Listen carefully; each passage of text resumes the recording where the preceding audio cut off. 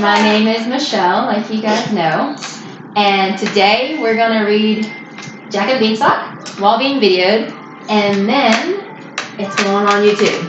So that means y'all are going to be YouTubers. Yay! Technically, you have to make more than one video to be a YouTuber. Well, maybe we'll have to do 2. You sure you're going to face 2 online? Okay, so since it's being videoed and I have to put it on YouTube and then my class has to see it, I want everyone on their best behavior. Can we do that? Yes, ma'am. Thank you. That's classified major. Okay. Once upon a time, there lived a widow woman and her son Jack on their small farm in the country. Every day, Jack would help his mother with the chores, chopping the wood, weeding the garden, and milking the cow. But despite all their hard work, Jack and his mother were very poor, with barely enough money to keep themselves fed. "What shall we do? What shall we do?" said the widow one spring day. "We don't have enough money to buy seed for the farm this year. We must sell our cow, Old Bess, and with the money buy enough seed to plant a good crop." "All right, Mother," said Jack. "It's market day today. I'll go into town and sell Bessie."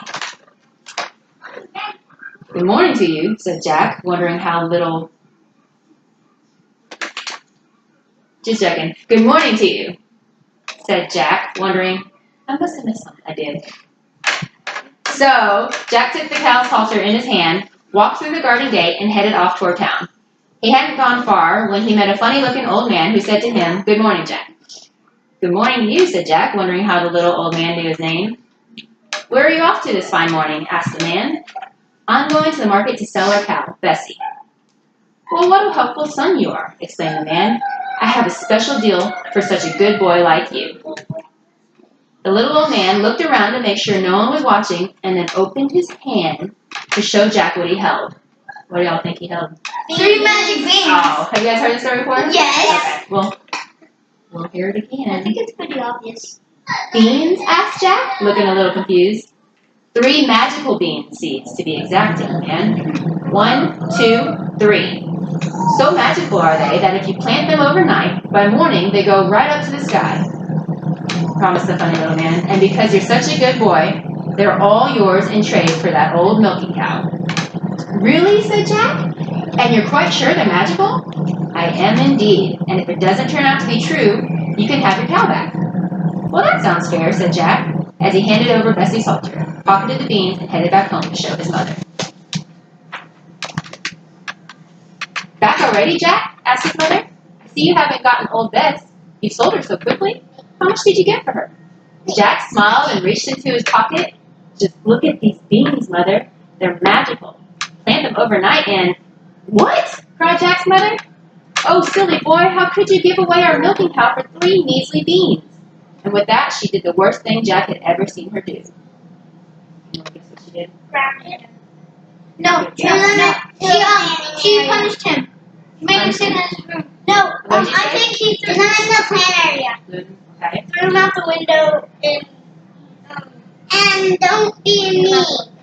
These are all really guesses, but Threw him out the window. in fact, she burst into tears. Isn't that kind of sweet? That's the worst thing for him, to see his mom crying.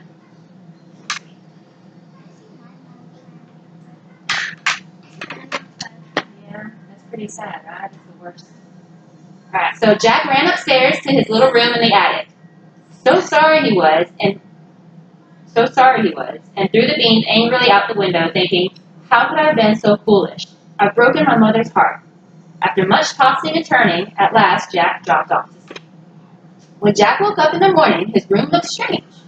The sun was shining into part of it like it normally did, and yet all the rest was quite dark and shady. So Jack jumped up and dressed himself and went to the window. And what do you think he saw? A giant beanstalk reaching to the clouds. Why the beans had... With a troll up there. It's not a troll, it's a giant. In God's name.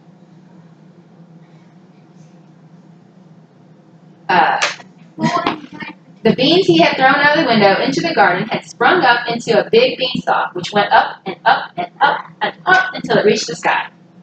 Using the leaves and twisty vines like the rungs of a ladder, Jack climbed and climbed until at last he reached the sky.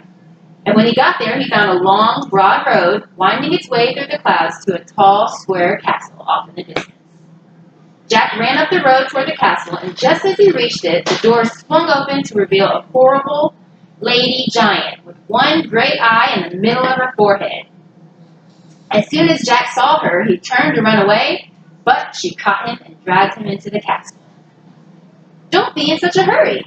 I'm sure a growing boy like you would like a nice big breakfast," said the great big tall woman.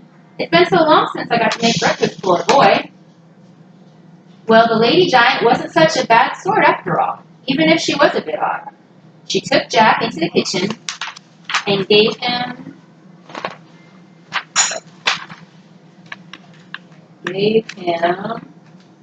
a chunk of cheese and a glass of milk.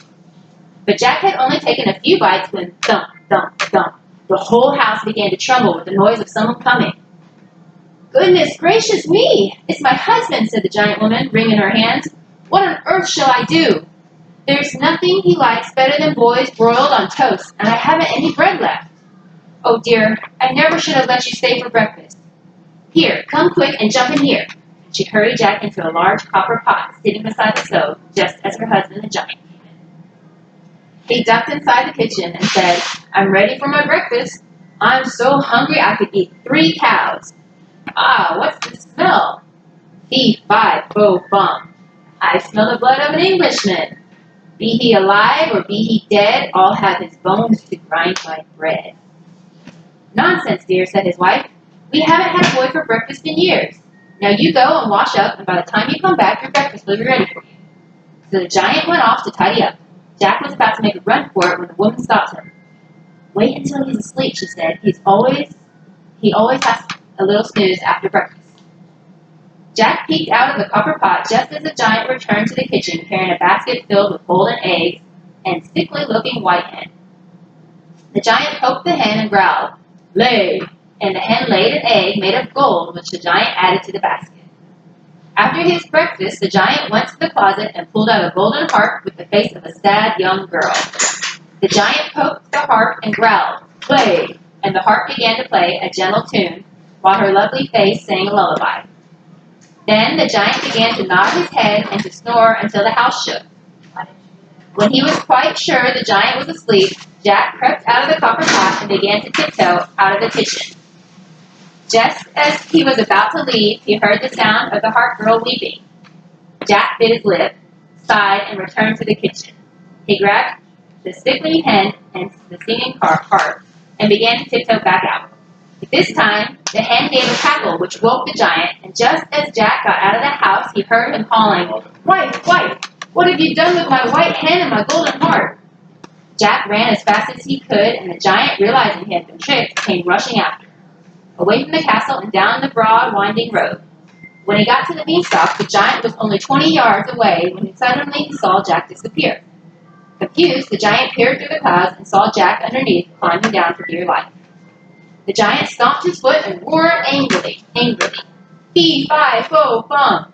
I smell the blood of an Englishman. Be he alive or be he dead, I will have his bones to grind my bread." The giant swung himself down onto the beanstalk, which shook with his weight. Jack slipped, slid, and climbed down the beanstalk as quickly as he could, and after him climbed the giant. As he neared the bottom, Jack called out, "Mother, please hurry, bring me an axe, bring me an axe." And his mother came rushing out with Jack's wood-chopping axe in her hand. But when she came to the enormous beanstalk, she stood stock still with fright. Jack jumped down, got hold of the axe, and began to chop away at the beanstalk. Luckily, because of all the chores he'd done over the years, he'd become quite good at chopping, and it didn't take long for him to chop through enough of the beanstalk that it began to teeter. The giant felt the beanstalk shake and quiver, so he stopped to see what was the matter. Then Jack gave one last big chop with the axe, and the beanstalk began to topple over. Then the giant fell down and broke his crown, and the beanstalk came tumbling after him. Or is it a natural one? I think it's a tip. The singing harp thanked Jack for rescuing her from the giant. She had hated being locked up in the closet all day and night, and wanted nothing more than to sit in the farmhouse window and sing to the birds and the butterflies in the sunshine. With a bit of patience and his mother's help, it didn't take long for Jack to get the sickly hen back in good health, and the grateful hen continued to lay a fresh golden egg every day. Jack used the money from selling the golden eggs to buy back Old Bess, purchase seed for the spring crop, and to fix up his mother's farm. He even had enough left over to invite every one of his neighbors over for a nice meal, complete with music from the singing harp. And so Jack, his mother, Old Bess, the golden harp, and the white hen lived happily ever after. Thank you guys for listening so well and attentively for being so